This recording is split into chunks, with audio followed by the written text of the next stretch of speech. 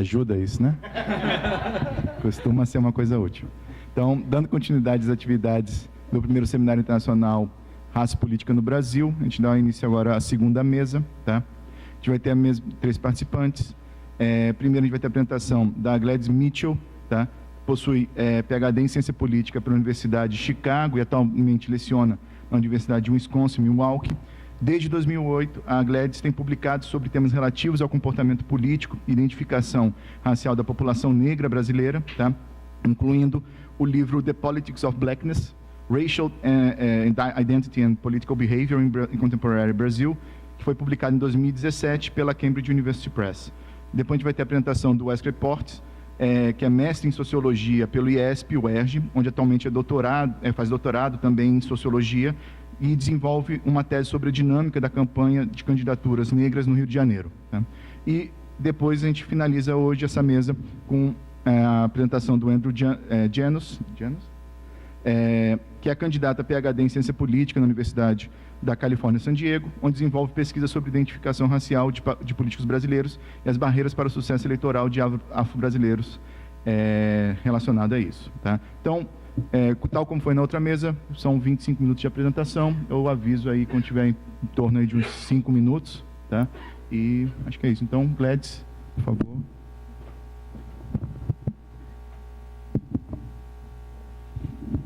Muito obrigada para essa oportunidade e muito obrigada para todos vocês que estão aqui. Para o PowerPoint. Assim? Ok. Também eu quero dizer muito obrigada para todas as pessoas que me ajudei com minhas pesquisas como assistentes de pesquisa e também amigos e amigas, onde eu ficava em diferentes cidades, começando em 2005, então. E também eu gostaria dedicá-lo minha apresentação em homenagem a Marielle Franco e Anderson Gomes. Eu quero começar com diferentes fotos para mostrar a importância de raça no Brasil. Eu acho que todos vocês já sabem a importância de raça, mas quando eu estou fazendo apresentações nos Estados Unidos, especialmente com cientistas políticos, é importante falar que isso é importante e você pode ver. Também aqui pode ver que era muita mobilização sobre a execução de Marielle Franco. Então você pode ver que raça e políticas são algo que nós podemos ou nós devemos falar sobre. Também aqui, este é Carnaval e ainda você pode ver que a política e raça é algo que nós devemos discutir. Eu vou falar sobre um capítulo de meu livro, e este é o capítulo 3, e é sobre Negro Linked Fate no Brasil, e eu vou falar sobre esse conceito em 3 diferentes cidades, incluindo Rio de Janeiro. Então, para o livro, eu tenho dados quantitativos e também qualitativos. Em 2005 a 2006, eu vou utilizar a pesquisa original, que está aqui, onde 674 afro-brasileiros eram entrevistados em Salvador e São Paulo. Também eu fiz uma pesquisa em 2008 e eu voltei em 2012 e eu fiz com uma equipe de assistentes de pesquisa 76 entrevistas em Salvador, São Paulo e Rio de Janeiro, também só com afro-brasileiros. E também no meu livro eu utilizei essa pesquisa nacional, mas eu não vou falar muito sobre isso, porque o capítulo 3 não tem dados dessa pesquisa.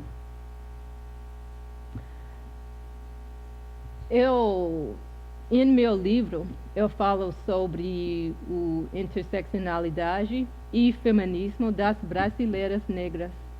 Então, no contexto brasileiro, o feminismo negro reconhece o papel que raça, classe, estética e gênero têm na sociedade e como as mulheres afro-brasileiras são particularmente marginalizadas pelo racismo, classismo e sexismo. Também nós podemos falar sobre colorismo e coisas assim. Mas o que é importante é que em minhas pesquisas eu tenho informação sobre a textura ou o penteado do cabelo sobre os entrevistados, porque este é algo importante na sociedade. E as feministas negras aqui já sabem isso. Então, eu acho que é importante falar sobre essas coisas quando nós estamos fazendo análise sobre políticos e opiniões políticas. Então, você pode ver em as respostas que eu tenho das pessoas, eu tenho informação sobre a raça, a cor de pele, coisas assim, renda, educação, cabelo. É por essa razão. Negro Linked Fate é algo... Na ciência política, Michael Dawson cunhou o termo Black Linked Fate, que traduzido diretamente é destino ligado ao negro, que significa que os afro-americanos demonstram que eles se sentem ligados a outros afro-americanos por causa de uma história de discriminação racial. Isso quer dizer que aqueles que demonstram o Black Linked Fate, eles são mais propensos a apoiar políticas raciais, mesmo se forem contra seus interesses individuais. Então, eu pensei que talvez tenha algo assim no Brasil. Então, eu fiz essas pesquisas. Esse conceito de Negro Linked Fate em relação aos afro-brasileiros é especialmente importante para a política negra, já que não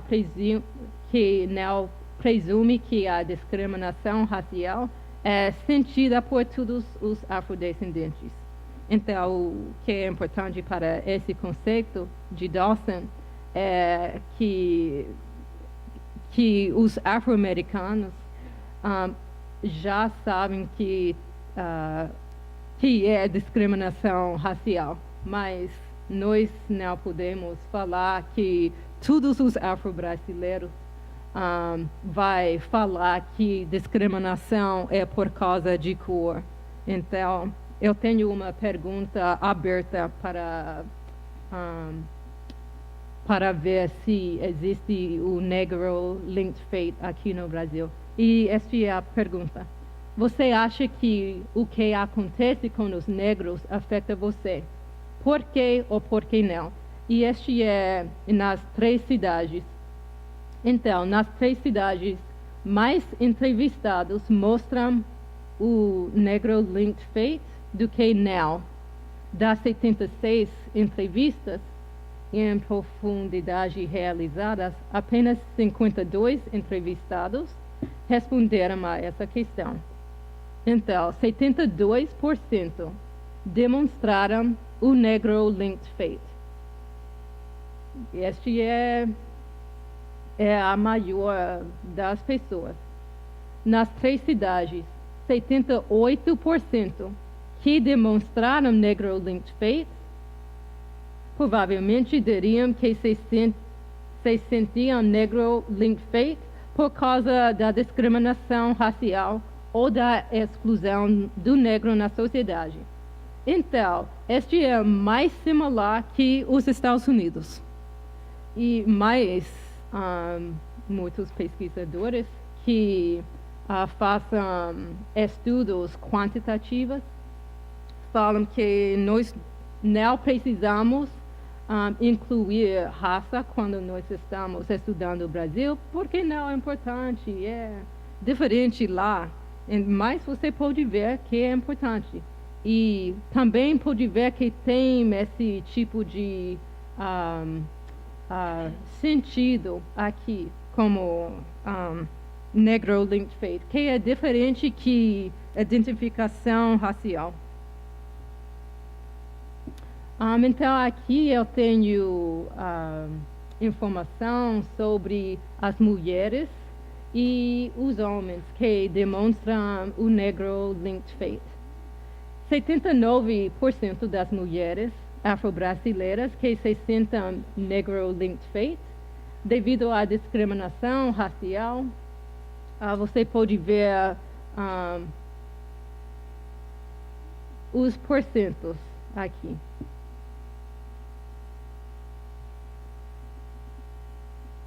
E agora eu gostaria de ler algumas respostas.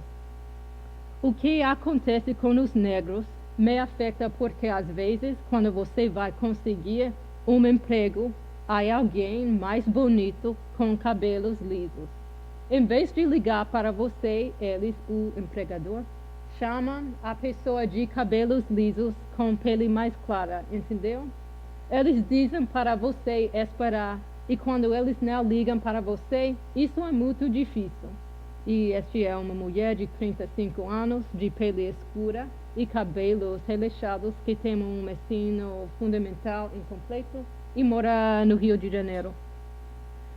E vocês já sabem que quando uma pessoa está falando sobre uma pessoa com cabelo liso e pele mais clara, é uma branca.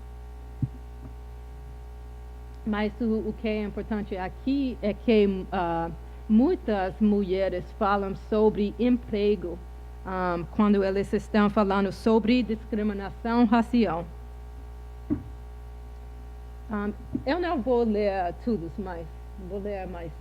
Eu acho que isso me afeta. O que acontece com os outros me afeta. Ninguém está...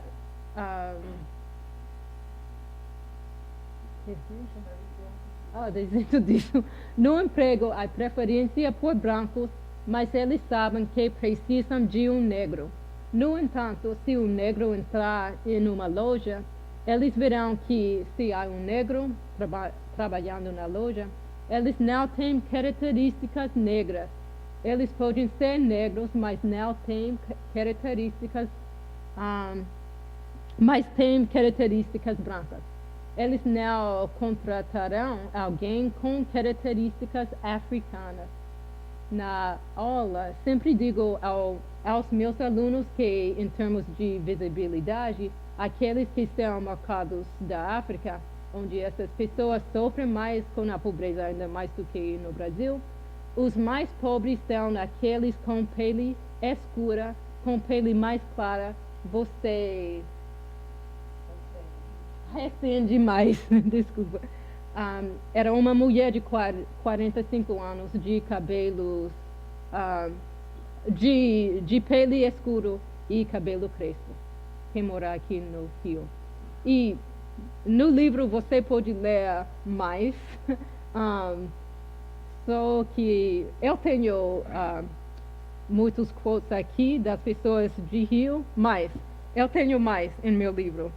De diferentes cidades, não só de Rio. Então, aqui, nem tudo me afeta, mas a questão do preconceito está sempre aumentando. E há ainda mais preconceito se você é uma mulher negra.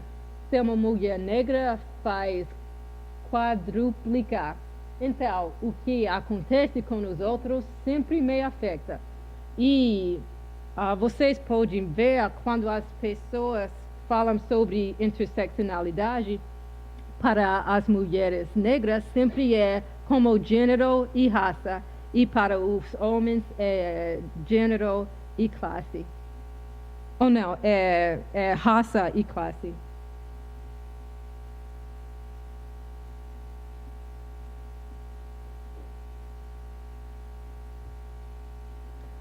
Agora eu tenho respostas dos homens. É difícil responder a essa pergunta porque poucas pessoas assumem que são negros. Não sei. Quando um negro é preso, isso me afeta. É um homem de 31 anos, de pele escura e penteado, não sei em português, cornrows, nago, assim, que está estudando para o vestibular e mora em Salvador. Este é importante para mim porque quando você lê essas respostas, pode ver que as pessoas que têm cabelo assim, eles falam mais sobre a experiência de racismo. E eu acho que é porque numa sociedade como o Brasil, você sabe que você está mostrando, se você está mostrando sua negritude, você vai sofrer mais. E algumas pessoas falavam sobre isso, que se você está usando um black, você não vai ganhar emprego.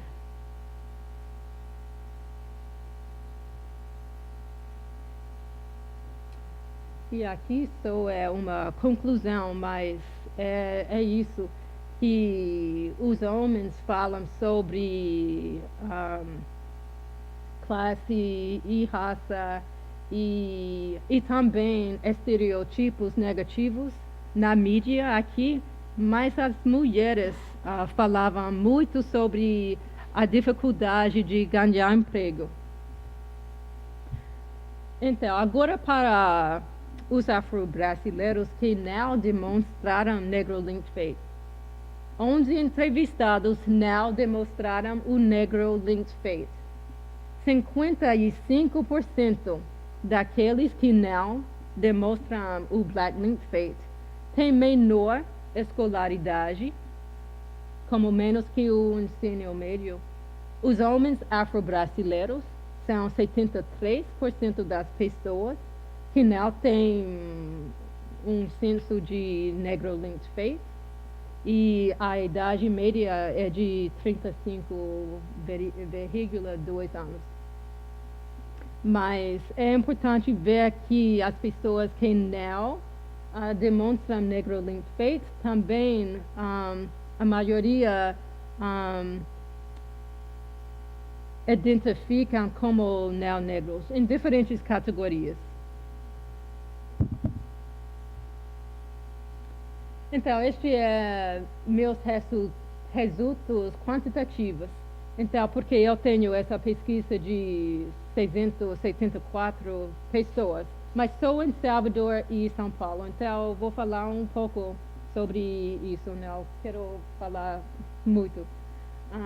82 dos entrevistados afro-brasileiros têm um senso de negro linked faith. Este é muito importante, porque é muito alto.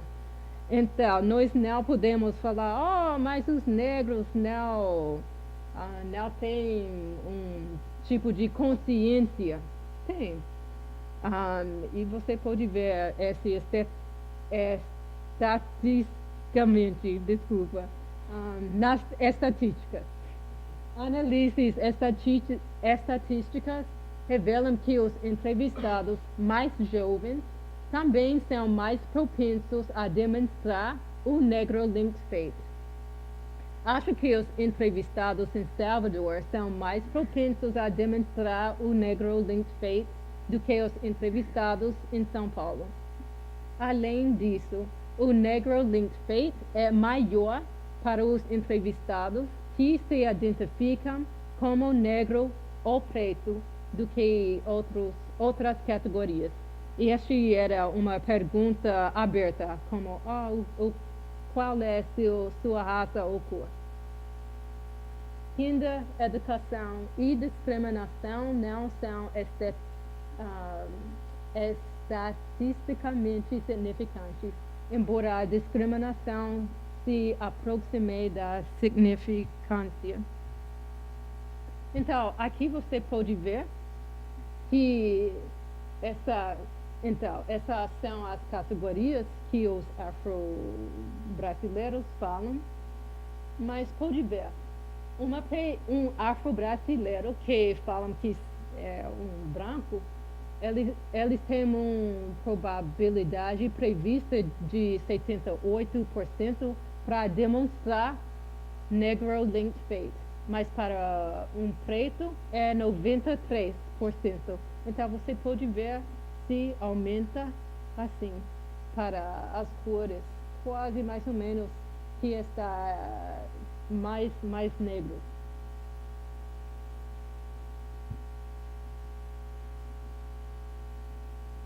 A simulação da probabilidade prevista de negro linked fate, mantendo as variáveis independentes de discriminação, idade, gênero, renda e educação constantes em suas médias.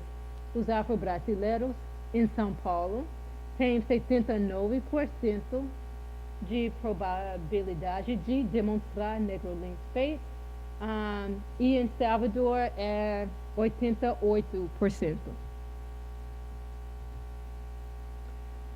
E agora eu quero ver, então, se você demonstra o negro linked fate, se a pessoa vai dar apoio de políticas raciais, porque Dawson fez algo assim nos Estados Unidos. Então eu quero ver se existe aqui no Brasil.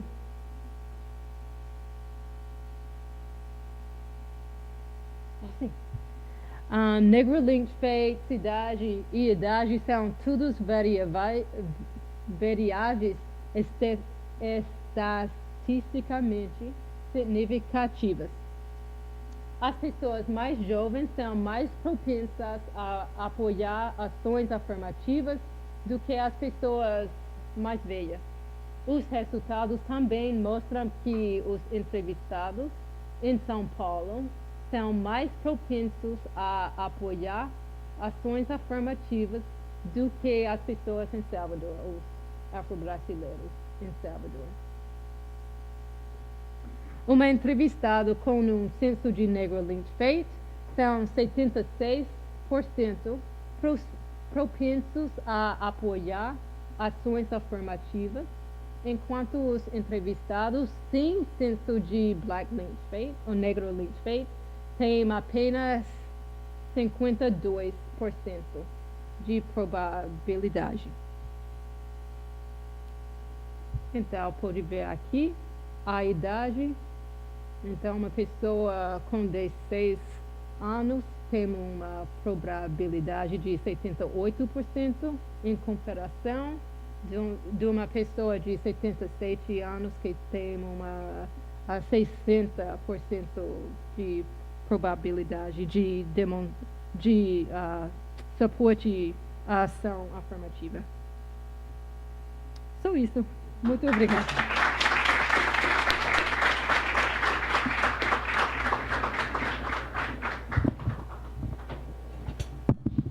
Obrigado, Gladys. Então, seguindo a sequência, a gente inicia agora a apresentação do Wesley.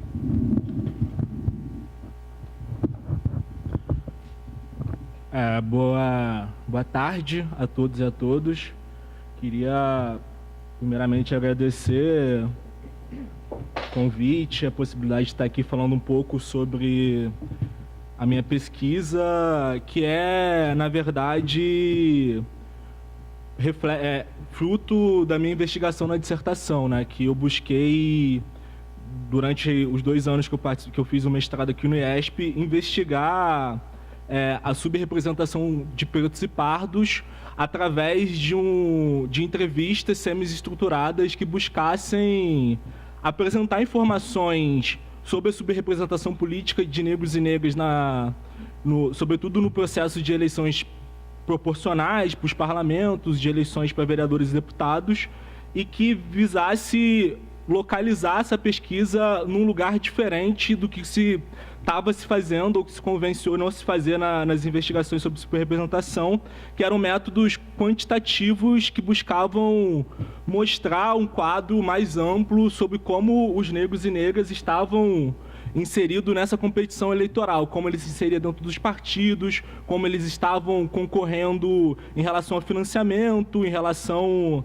à quantidade de votos, respondendo algumas questões que estavam colocadas ainda na literatura sobre, por exemplo, se a questão da subrepresentação das mulheres ela tem uma barreira já no processo de recrutamento das mulheres, será que com os negros isso acontece? Será que é a mesma coisa? Sobretudo para tentar, de certa forma, informar um debate que não foi tão politizado ao longo da nossa democracia, sobretudo ao longo do processo de redemocratização até hoje. Em vista disso, tendo algumas hipóteses já sugeridas na literatura, tendo algumas coisas já algumas descobertas já sendo apresentadas, como, por exemplo, o fato de que nas listas de candidatos dos partidos, de forma geral, para a competição proporcional, os negros não estão subrepresentados de fato, ou seja, se você olhar basicamente a proporção de negros e negras na sociedade, a proporção de negros e negras nessas listas, tendo diferença de um partido para outro, ela bate a linha certinho, é igual, você não tem uma diferenciação, não tem um significado muito diferente disso. No entanto, a partir do momento que você vai avançando nos processos da competição eleitoral, seja a nível municipal, estadual, você vai percebendo que os negros não conseguem romper uma barreira. A partir disso, eu tentei explorar na minha pesquisa entrevistas de forma semi-estruturadas que aprofundasse um pouco mais a partir até do olhar dos candidatos, que eles estão vivenciando dentro da competição eleitoral, que eles viveram ali, construíram de trajetória, seja a trajetória social que chegaram até a inserção partidária, a participação em movimentos sociais, todo esse momento anterior à competição eleitoral, assim como também depois como se dá a competição eleitoral, a participação interpartidária, para tentar entender se existe, sobretudo, uma diferenciação entre o tipo de discriminação racial que existe na sociedade e a que acontece dentro do processo eleitoral. Será que existe algo que é específico do processo eleitoral ou é só um epifenômeno que acontece dentro da competição? Dado a literatura que foi posta, e também o tempo de, também uma pesquisa em curso que eu estou redefinindo agora para o doutorado através dessa experiência de ter feito uma dissertação. Algumas coisas ali eu já tinha em mente, que era, por exemplo, entrevistar pessoas de diferentes partidos, porque a distribuição nas listas partidárias de candidatos pretos e pardos, ela distingue de partido para partido. Vão ter partidos que vão ter mais, cerca de 90% de candidatos brancos, outras vão ter menos, então isso mostra que cada partido também tem a sua particularidade, a sua base eleitoral, a sua base de organização, que precisa ser entendida também para trazer essas questões que ainda estão por se descobrir. Entre os partidos, eu consegui, durante a dissertação, entrevistar candidatos e candidatas de 4 partidos diferentes, que são eles o PSB, o PSOL, o PRB e o PT, e é bom que foram candidatos que experimentaram a eleição de 2016 na cidade do Rio de Janeiro, e o recorte temporal é esse, a eleição especificamente de 2016, e que tiveram diferentes momentos nessa eleição. Então, eu tive a oportunidade de entrevistar 2 candidatos que tiveram experiências pregressas, que um deles, que é o vereador eleito João Mendes Jesus, ele já tinha disputado a eleição lá em 2002 para candidato a deputado federal. Então, ele já tinha sido eleito em 2002 a deputado federal. Posteriormente, ele disputou uma outra candidatura, uma outra eleição para deputado federal, não ganhou, e em 2002 ele disputou uma outra eleição e ganhou para vereador na cidade do Rio de Janeiro, e depois foi reeleito em 2016. E a outra que teve 2 experiências foi a Ruth Salles, que é do PT, e que disputou uma em 2000 e outra em 2016, e aqueles que vieram de uma primeira candidatura, experimentando uma eleição e se jogando para a competição eleitoral pela primeira vez em 2016, que foi a Marielle, do PSOL, e o João Júnior, que é do PSB. Por conta de ser uma pesquisa de dissertação, foi um número reduzido de partidos que não representa ainda o que eu quero fazer no doutorado, que é entrevistar o máximo de partidos possíveis, e partidos de colorações diferentes, né, de esquerda, de direita, médios, grandes, que para ter uma visão um pouco maior sobre o que é esse processo e enxergar, sobretudo na competição municipal, que na maioria das vezes é a primeira experiência de um candidato e de uma candidata no processo eleitoral, e visando de forma mais qualitativa enxergar esse processo e poder fazer uma análise a partir disso. Durante o questionário, eu organizei o questionário tentando descobrir, de investigar 5 tópicos diferentes que me pareciam importantes nesse início, que seguiam uma certa lógica temporal na hora de você entrevistar, e também de importância durante a competição. No primeiro momento, eu tentei buscar com eles o que era a trajetória social e política deles, o que eles faziam antes e como eles chegaram até a política, como eles chegaram até a sua inserção partidária, que é a segunda coisa. Eu passei a investigar, queria investigar também como que se deu a inserção partidária de cada um e cada uma delas. Segundo, como se dava a competição eleitoral na visão deles, que tipo de experiência eleitoral, como que se dá o processo de organização para uma campanha eleitoral, seja na relação com o partido, seja na relação com a sociedade, seja na relação com os movimentos. Um terceiro ponto, referente ao financiamento de campanha, tentando entender como que eles lidavam com a questão do financiamento de campanha, que numa campanha eleitoral, como a literatura tem mostrado, é um ponto central para o êxito de uma candidatura. Você tem uma candidatura competitiva, você precisa ter, no mínimo, uma estrutura financeira de recursos de campanha, seja ele via partido, seja ele anteriormente via financiamentos empresariais, que depois disso, a partir de 2016, foi proibido, mas que também continuou o financiamento privado através das pessoas físicas, como que isso acontecia. E segundo, e por último, queria saber deles também o que eles viam sobre a questão racial no Brasil, o racismo no Brasil e o racismo no processo eleitoral. Então, meio que isso organizou a minha linha de investigação, organizou um pouco o processo dessas entrevistas.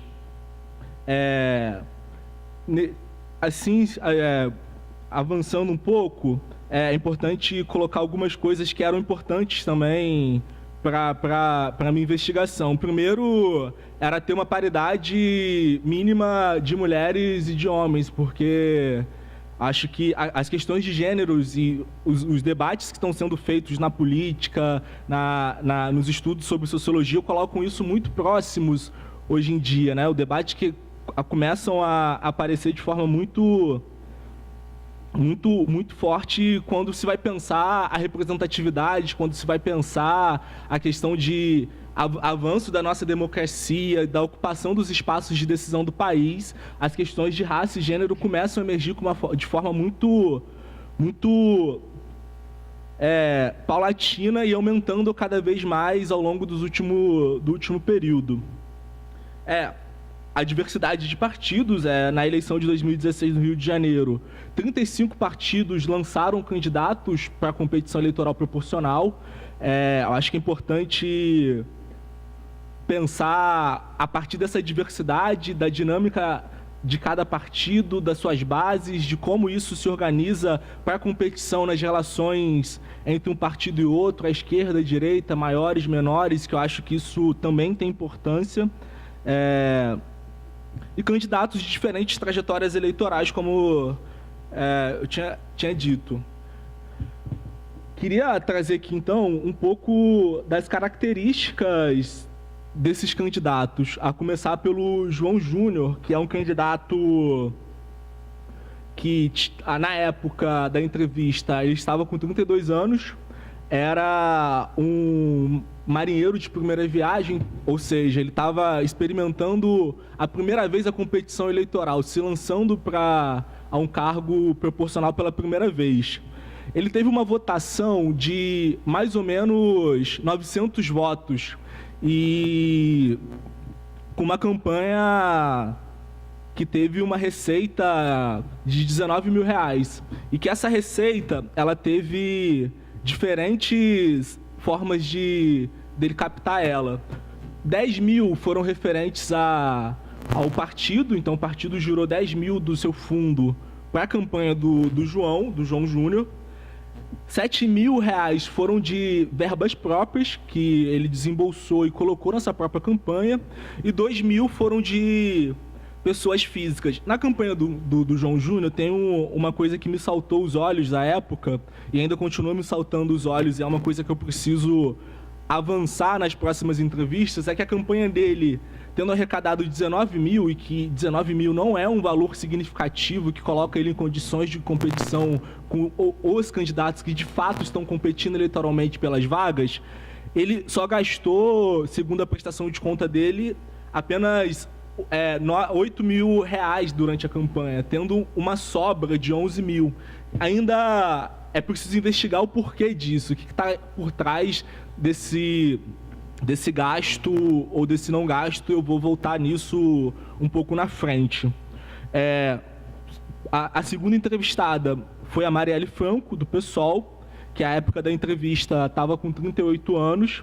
Foi uma candidata de primeira eleição também, foi a primeira experiência eleitoral dela, tendo uma votação, à época, inclusive, da eleição bastante surpreendente, tendo 46 mil votos, sendo a sexta mais votada e a negra mais votada entre todos os candidatos negros do Rio, e ela teve uma receita de cerca de 91 mil reais, que já é uma receita bastante importante, onde 61 mil dessa receita veio de pessoas físicas, 18 mil foi do PSOL e 7 mil girado pela campanha majoritária, ou seja, o CNPJ da campanha do Marcelo Freixo girou 7 mil reais para a campanha dela, tendo uma sobra de apenas 28 reais, ou seja, ela utilizou esse recurso durante toda a campanha. O terceiro entrevistado foi o João Mendes, João Mendes Jesus, que é um candidato do PRB, e aqui cabe um foco maior na candidatura do João Mendes, que ele está dentro de um partido que é o PRB, que é um partido muito vinculado à Igreja Universal do Reino de Deus. O próprio João Mendes Jesus, ele é um bispo da Universal, que disputou outras eleições, já tendo sido deputado federal na legislatura de 2003 a 2006, e ele teve uma votação de 31 mil votos, ele já recebeu 31 mil votos, tendo uma receita de campanha de 160 mil.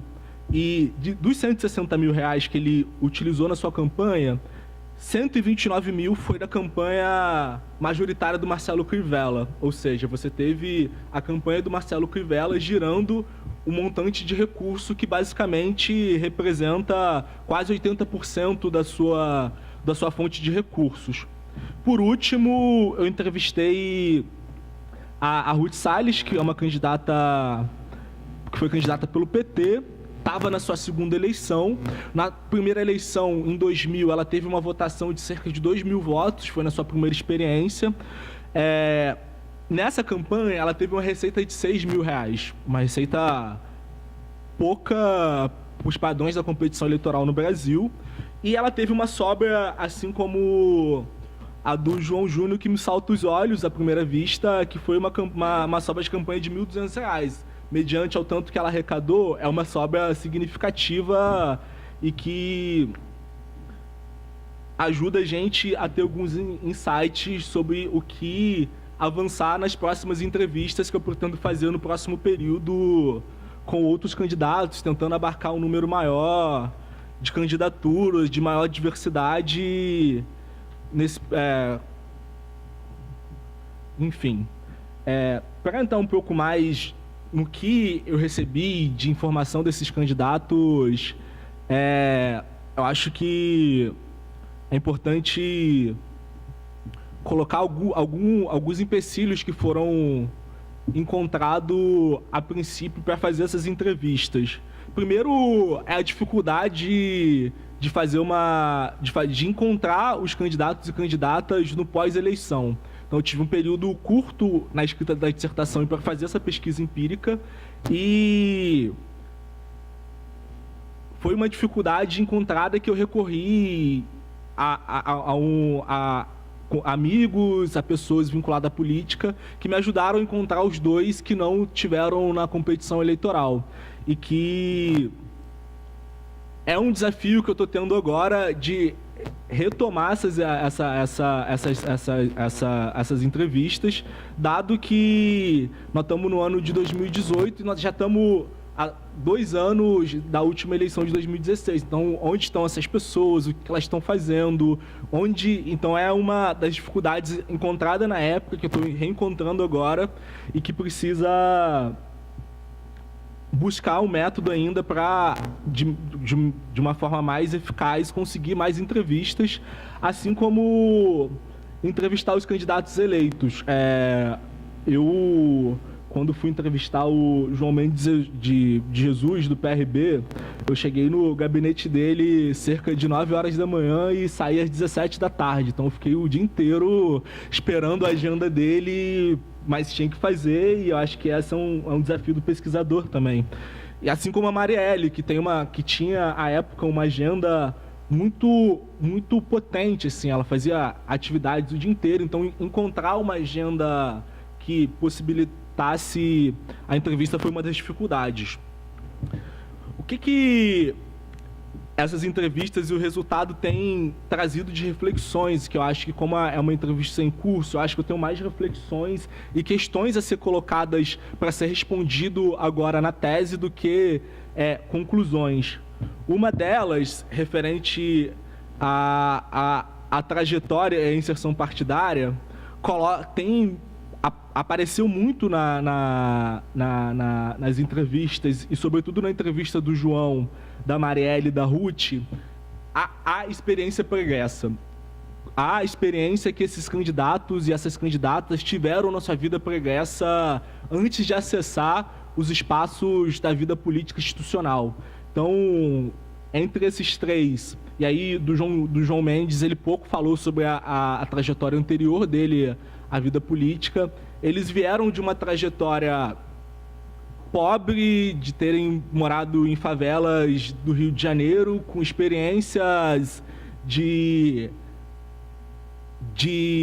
pouco acesso a diversos equipamentos sociais, como escolas e tudo mais. Então, eles construíram uma história ali de muita dificuldade antes de chegar aos partidos, e que coloca já, e aí em algumas palavras deles, ao chegar na sua inserção partidária, um passo atrás a outros candidatos e candidatas que estão dentro dos espaços e que já vivenciam a política de forma mais natural, de uma experiência partidária muito mais natural. Então, esses caminhos que levaram a eles, então, por exemplo, a Marielle colocava muito que a candidatura dela, quando chegou, foi uma candidatura, de fato, por ser uma candidatura e não uma candidatura para encher as listas eleitorais. Ela trazia de forma muito incisiva que quando ela veio, ela precisou construir uma trajetória interna de vivenciar o partido, ela que tinha militado em outros momentos do PT de uma forma mais distante, e quando o pessoal chega em 2005, ali 2006, ela começa a participar desse processo eleitoral, desse processo de construção partidária de uma forma mais incisiva, tendo dentro das instâncias partidárias, se organizando a partir do setorial de mulheres do PSOL, organizando através também do mandato do Freixo. Acho que é importante também sinalizar que todos esses candidatos, em algum momento anterior, eles foram assessor de um outro parlamentar. A Marielle foi assessora do Freixo, a Ruth continua assessora do Valdec Carneiro, que é um deputado estadual do PT. O João Júnior, durante algum tempo, foi assessor do João Willis. E eu acho que esse caminho que eles trilharam é um caminho que levaram eles a chegar à competição eleitoral de formas distintas. Então, a Marielle, que foi a vitoriosa no processo eleitoral, ela chegou com capital político, chegou com uma bagagem de organização partidária e com uma relação interna no partido de garantia da campanha dela, antes da competição eleitoral, muito sólida. Então, ela tinha apoio de uma importante figura interna do PSOL, que era o Marcelo Freixo. Ela tinha uma rede de apoios, sobretudo dos movimentos de mulheres, daqueles movimentos que emergiam na Primavera das Mulheres no Rio de Janeiro e em outros lugares do Brasil. Ela tinha um entendimento do funcionamento do partido que, por exemplo, o João Júnior não teria a mesma intensidade. Inclusive, em alguns momentos, colocava que ele só entra no PSOL por conta de uma relação que ele constitui com o Jean Willis, da relação da campanha que ele organizava do casamento civil igualitário. E acho que é importante sublinhar que o João, ele começa a sua trajetória através do movimento LGBT. Então, ele começa a movimentar a sua forma de ativismo social através desse tipo de ativismo.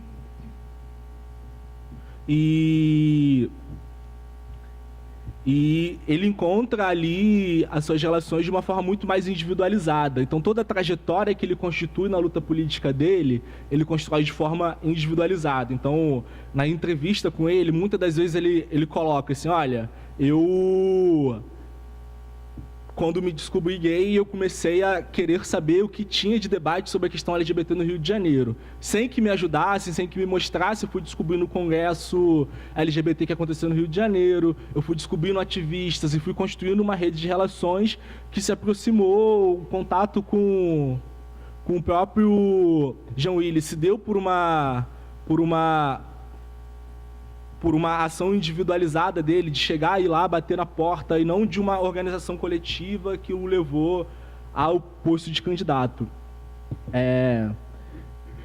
Eu acho que tem algumas coisas que precisam ser colocadas, que mostra a diferença do sucesso eleitoral e do não sucesso eleitoral entre os candidatos. As candidaturas de Marielle e de João Mendes são umas candidaturas que elas não surgem a partir do processo eleitoral propriamente dito, ou seja, o processo eleitoral do TSE, durante a campanha eleitoral. São campanhas que vêm sendo construídas ao longo dos anos pregressos e que vão tendo construções internas de relações com os dirigentes partidários, de relações com os movimentos que sustentam eles politicamente, e quando eles chegam para a campanha, eles já têm uma condição e uma estrutura partidária de financiamento sólida para colocar a campanha na rua e, a partir daí, conquistar. Enquanto os outros dois, eles tinham uma forma de enxergar, não de enxergar, mas de produzir a campanha deles um pouco diferente. O João Júnior, ele teve uma campanha muito mais centrada durante o processo eleitoral, então a experiência que ele visualizava ali era muito em cima daquele processo eleitoral. Então o processo eleitoral está aqui, eu preciso arrumar financiamento de campanha nesse momento para disputar a competição eleitoral, tendo uma visão um pouco imediatista da coisa, tendo uma visão apenas que o dinheiro importava. Então muitas das vezes na fala dele aparecia, olha, o dinheiro importa, é o dinheiro que ganha a eleição, sem entender que o dinheiro importa, mas tem outras questões que envolvem o momento anterior a ser um candidato que seja financiável. Eu acho que uma das coisas que tem aparecido bastante é que candidato é financiável, que tipo de candidatura se apresenta para dentro dos partidos, para dentro dos movimentos sociais, que se torne financiável, que se torne uma candidatura onde as pessoas vão depositar um desejo que a pessoa entre mais do que um voto, assim como a disputa interna e as relações internas nos partidos, para que o partido, além de gerar recursos financeiros de campanha, também girem recursos estruturais da máquina partidária propriamente dito, seja dos setoriais, seja dos mandatos que já estão em funcionamento, seja de toda a base social que o partido tem e que ele continua tendo controle sobre. E, por fim, assim, para encerrar, tem algumas coisas que essas entrevistas estão me mostrando e que são algumas coisas que eu preciso avançar e investigar um pouco mais. Uma delas é a dinâmica interna de cada partido. Acho que isso aparece muito forte na fala de todos. Tanto a Marielle quanto o João Mendes Jesus e a Ruth colocam uma força muito grande nessa dinâmica interna do partido, de você ganhar os diretórios do partido, de você ter relação com os núcleos, de você conseguir construir uma base de sustentação que garanta a sua campanha anteriormente ao processo eleitoral. Outra coisa que precisa ser travada é como se dá as diferentes formas de organização dos partidos. Partidos mais centralizados, menos centralizados, com relações com movimentos sociais, relações não com movimentos sociais. Da onde estão surgindo essas candidaturas? Quem são as pessoas que pegam e dizem, olha, vamos dividir os recursos dessa forma? E como esses recursos são definidos e que tipo de participação interna na dinâmica social de organização dos partidos acontecem? Que tipo de incidência, por exemplo, os negros organizados dentro do PT, do PSOL, conseguem trazer para as decisões de distribuição de recursos, de melhor posicionamento nas listas, de melhor posicionamento na TV, de uma relação, por exemplo, de participação nos debates organizados pelas candidaturas majoritárias, de estar perto dessas candidaturas. E eu acho que essa questão do financiamento e como esse financiamento chega para as candidaturas, e aí uma das coisas que eu quero, a partir do doutorado agora, investigar é essa experiência anterior e a experiência que esses candidatos adquirem dentro dos partidos. Então, relação com dirigentes partidários, como que eles articulam antes do processo eleitoral para tentar chegar em uma condição de disputar, de fato, as vagas para o parlamento, sobretudo nesse momento da minha pesquisa, as câmaras municipais. Acho que é isso.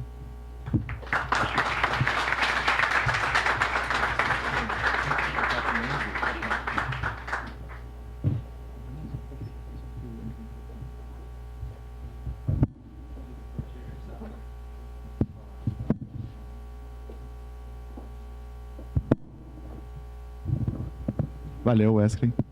Obrigado pela apresentação. Então, agora a gente continua com a apresentação do Andrew. Tem que... Deixa eu tentar mexer.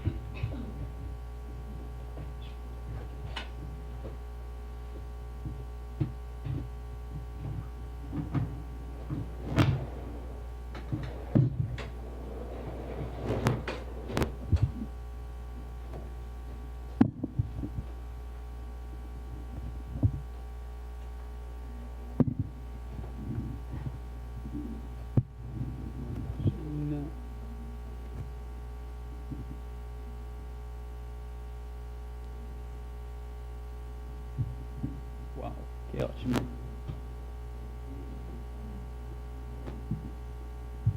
Posso falar sem o microfone? Não. Estamos gravando. Ok. Então. Eu acho que eu vou sentar, então. Ok. Boa tarde, gente. Muito obrigado. Eu estou muito feliz de estar aqui com vocês para compartilhar parte de minha pesquisa sobre a raça no Brasil. Eu comecei esta pesquisa em 2014 com a ideia que eu quero estudar por que os negros não são eleitos e quais são as consequências. Eu ainda estou tentando determinar porque a raça no Brasil é bem complicado, como vocês sabem. E eu vou mostrar alguns dados que mostram por que eu estou demorando tanto e para mostrar um pouco mais de esta confusão. Eu quero introduzir vocês para Joaquim Neto. Ele foi um candidato em 2014 no estado de Bahia. Ele foi um candidato para deputado estadual. E a foto na direita é a foto que ele mandou para o TSE em 2014, quando ele registrou como um candidato. A foto na direita, essa foi 2014, aqui estamos em 2016. Ele foi um candidato de novo para prefeito num outro município no Bahia, em Alagoinhas, um município pequeno. E vocês podem perceber que, obviamente, o candidato é igual. Parece quase a mesma foto. Mas tem uma coisa diferente sobre ele. A raça dele. Em 2014, ele autodeclarou como pardo. Em 2016, ele autodeclarou como branca. Então, se você está usando esses dados do TSE para fazer uma pesquisa, você vai encontrar alguns problemas. Se estamos tentando de entender por que os negros não são eleitos, agora a pergunta é: quem é negro? Aqui eu vou oferecer uma teoria por que ele mudou e por que alguns outros candidatos do Brasil também mudou. A raça dos candidatos é importante no mundo inteiro e também no Brasil. Neste momento, tem um monte de estudos que mostram que candidatos podem mostrar e tentar de acentuar sua raça, como às vezes Barack Obama. Ele falou sobre o pai dele, um homem negro. Ele falou sobre as experiências dele como um homem negro. Também nos outros lugares, ele não vai falar sobre raça, ele vai minimizar a raça dele. Normalmente, cientistas políticos pensam que candidatos vão acentuar ou minimizar por raça. Uma outra possibilidade é que os candidatos vão escolher um novo raça. Eles vão tentar de identificar, apresentar como um membro de um outro grupo racial. Tem alguns exemplos dessa. Uma é Charles Rangel. Ele foi um deputado federal nos Estados Unidos. No passado, quando ele foi primeiramente eleito, ele identificou bem como um homem negro. E depois de um pouco tempo, quando o distrito dele fiquei mais com menos negro, com uma população menos negro e com mais latinos, ele começou a falar que o pai dele é porto-ricano, que ele é latino. Um outro exemplo que Siri me mostrou um mês passado, que não vi, é a Dilma Rousseff. Quando ela foi candidatando em 2014, ela estava em Salvador, falando com as pessoas de Olodum. E ela falou, eu sou meio pardinha. Essa foi gravando, foi no jornal. Que está tentando dizer, eu sou como vocês, eu sou um de vocês. Então, eu vou tentar de mostrar que os políticos podem escolher estrategicamente como eles querem apresentar a raça deles, o grupo deles. E tem umas situações quando é mais útil para ser um membro de um grupo ou um outro. Por exemplo, nas eleições, os candidatos precisam receber votos. E se eu estou um candidato pensando que pessoas vão votar em pessoas de seu raça, é melhor para mim de ser um membro do grupo maior.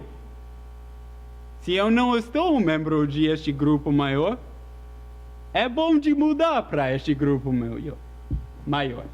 Então, eu estou pensando que candidatos vão mudar para grupos maiores que os grupos menores. Também, o tamanho do grupo e a utilidade do grupo vai depende das regras eleitorais. Tem algumas eleições quando você precisa receber mais que 50 votos, e tem outros quando você pode ser eleito com menos que 5% da população votando em você. Então, em algumas eleições, quando tem regras de pluralidade, como aqui para prefeito, é melhor para você de identificar como o grupo maior.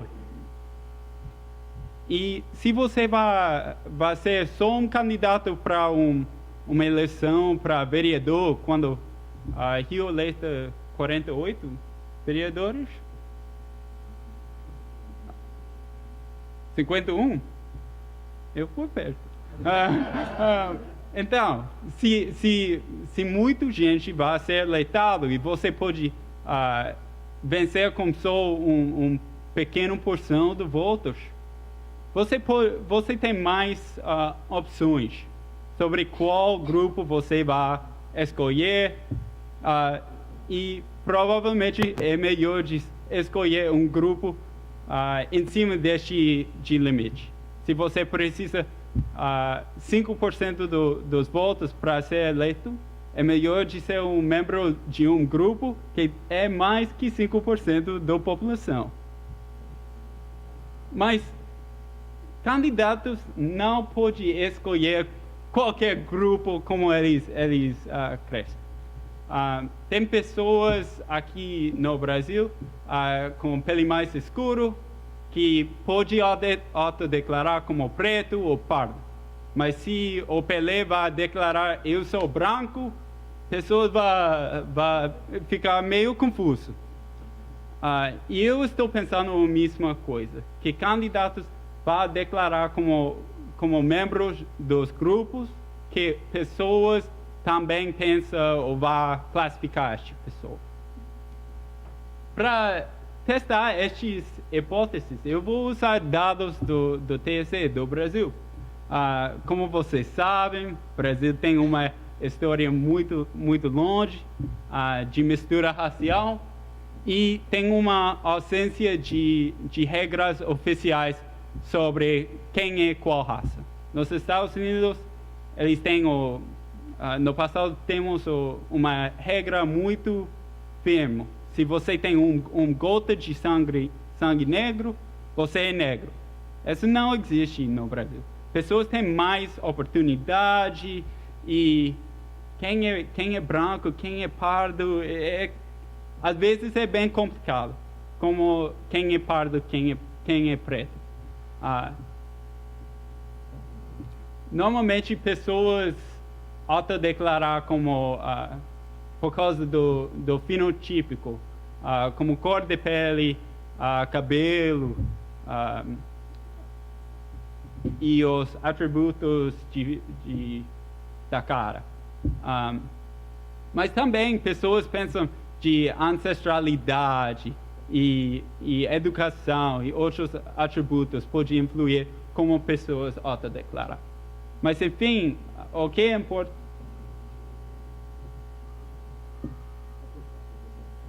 Desculpa, Facebook. Então, o que é importante é que as pessoas aqui no Brasil têm uma oportunidade, às vezes, de escolher como eles querem autodeclarar. Qual raça você quer dizer que você é. E às vezes a raça que você vai autodeclarar vai ser diferente que a raça que outras pessoas vão classificar você.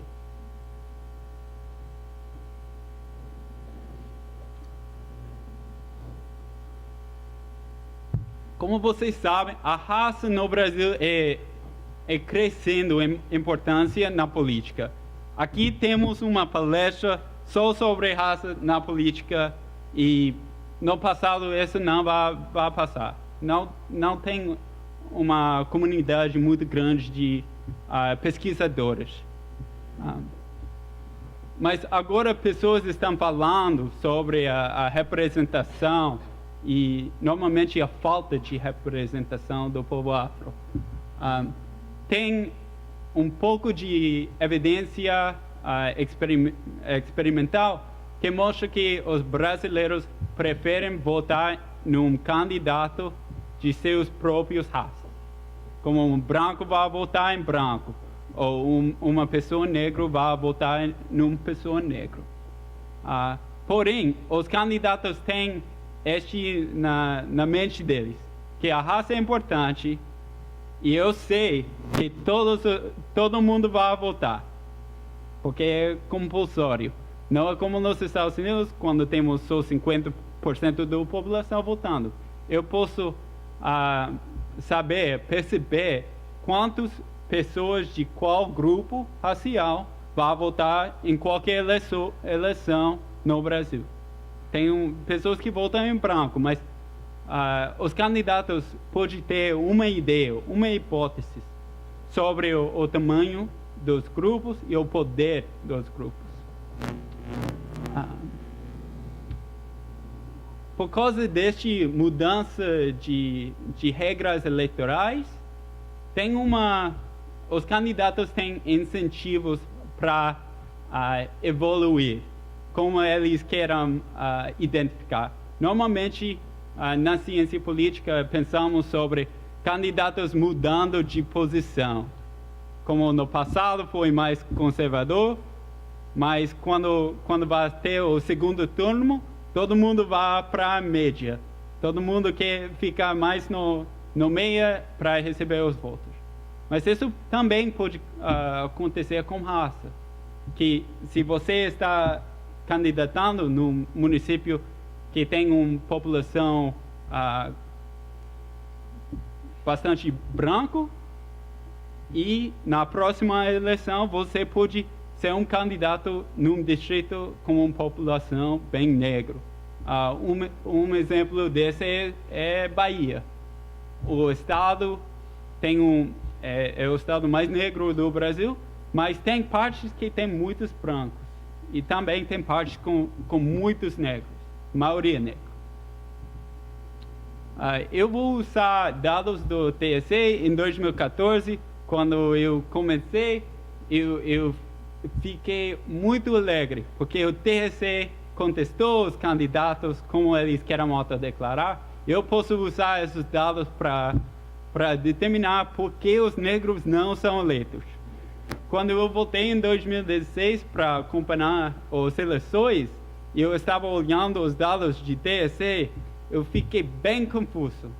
Que tem pessoas mudando, o que está acontecendo? Mas eu falei com pessoas de TSE sobre o processo de registrar para todos os candidatos. Em 2014 e 2016, o processo foi igual. Os candidatos vão autodeclarar como branco, pardo, preto, amarelo, indígena, e eles vão entregar essa informação para o partido político, vai receber uma folhinha com todos os dados teclados, eles vão assinar fisicamente para confirmar que todos os dados são certos. Então eu fui para alguns desses para pegar essas folhinhas, para ver se eu sou americano, é possível que eu não estou entendendo o que eles estão falando, tentando de saber com certeza que todos os dados são corretos. Então, em 2014, o Brasil teve eleições para deputado estadual, deputado federal, no distritos muito grandes, distritos de estado. Em 2016, o distrito mudou e também as regras mudou das eleições. Isso vai dar uma oportunidade para testar as hipóteses. Então, esse foi o distrito em que o Joaquim foi um candidato em 2014 e esse foi o distrito onde ele foi um candidato em 2016. Um município bem pequeno.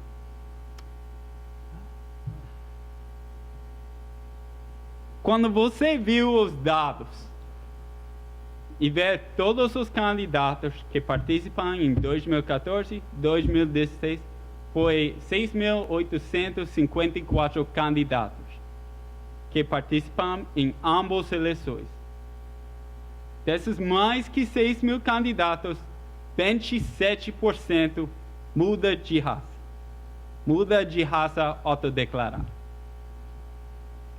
27%. Mais que 1 em 4 pessoas.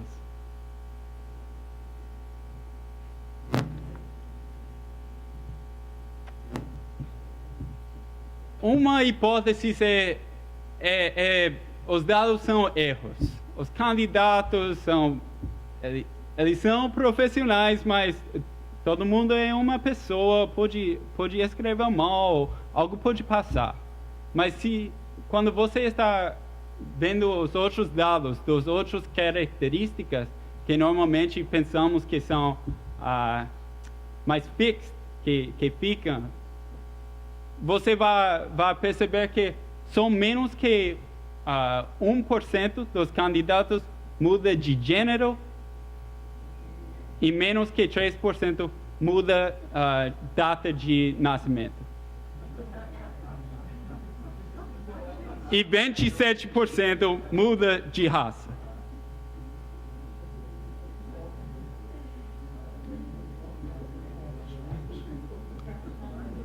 Mas eu tenho algumas hipóteses como os candidatos vão mudar. Eles têm incentivos eleitorais que mostram que algumas categorias são melhor que outras. São mais úteis eleitoralmente.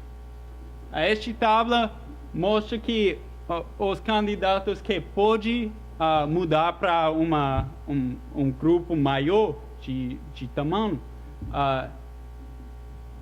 37% dos candidatos que podem mudar, falei mal. Quando tem um grupo maior, 37% dos candidatos mudam. Quando não tem um grupo maior, só 20% dos candidatos mudam. É uma diferença de 17%, que mostra que pode ser uma mudança estratégica. Eu vou falar mais rápido. Se eu estou pensando de regras eleitorais, os dados vão mostrar que os candidatos que estão contestando uma posição de prefeito vão mudar para o grupo maior que os candidatos que estão contestando posições de vereador. Essa diferença de 9% também é super significativa. E, finalmente, eu quero falar um pouco sobre a raça das pessoas. Tem candidatos que são mais... que provavelmente vai ter mais oportunidade de mudar que outros candidatos. Eu teve um grupo de brasileiros ver todas as fotos dos candidatos e contestar uma pergunta como os entrevistadores do IBGE. Essa pessoa é branco, pardo, preto, amarelo, indígena. 62% dos candidatos foi classificado igual, universalmente. Todos os 3 investigadores classificam o candidato igual. 32% dos outros candidatos, 2 dos 3 investigadores falam que essa pessoa é de esta categoria. E também tem pessoas que são mais com mais ambiguidade. Se você ver este grafo mostra que os candidatos quando os investigadores têm menos confiança na raça dessa pessoa, eles mudam mais que os outros. Esse é um tabela que mostra como os candidatos estão mudando. 81% dos candidatos que autodeclaram como branco em 2014 mudaram para fiquei como branco. E você pode ver que os pardos e os pretos mudam mais que os brancos. Mais pessoas que autodeclaram como amarela ou indígena em 2014 mudar que fica. Mas este grupo é bem pequeno. Então não posso ter muita confiança nestes números. Quando eu tenho um modelo mais complicado para controlar para todos os dados, é um Conditional Logic Model. Eu posso falar mais sobre isso se vocês querem mais tarde, mas o modelo mostra que que as hipóteses são suportadas, que candidatos mudam de uma maneira estrategicamente. E isso tem muitas implicações, principalmente quando estamos pensando por que os negros não são eleitos. Se estamos usando os dados de TSE, é mais complicado que antes. Não podemos ter muito fé nestes dados. E quando estamos usando, precisamos saber que tem alguns problemas. E os problemas são por causa dos candidatos, não é por causa do processo. E também, por causa desta mudança, mostra algumas outras ideias sobre representação. Pensamos muito na representação racial e temos esta ideia que pessoas vão representar pessoas de sua raça. Mas se você autodeclarar como negro, mas pessoas classificar você como branco, quem você está representando, eu não sei. Eu estou no processo agora de usando os dados com dados da Câmara dos Deputados para entender quem está representando quem. Também isso tem problemas para instituições. Agora na Câmara dos Deputados tem uma PEC que está tentando de reservar banco dos assentos para os deputados que identificar, autodeclarar como pardo e preto. Esses dados mostram que quem é pardo, quem é preto, pode mudar, depende de circunstâncias e também de utilidade. E eu acho que o Brasil vai ter uma regra assim.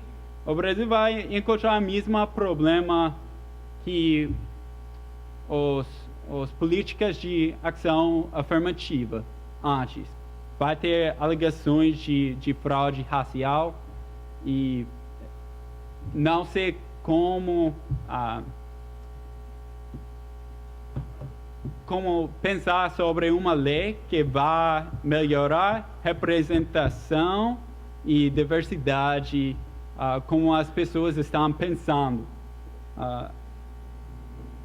Sim, e eu tenho todos os dados e o artigo online. Se você manda um e-mail, eu estou feliz de mandar isso para vocês.